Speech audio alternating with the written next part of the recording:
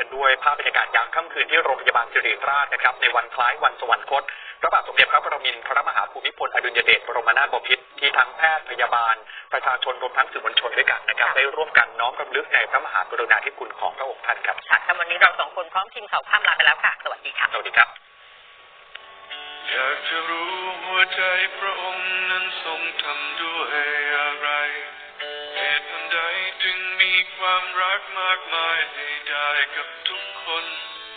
อยากจะรู้ร่างกายพระองค์ทำไมถึง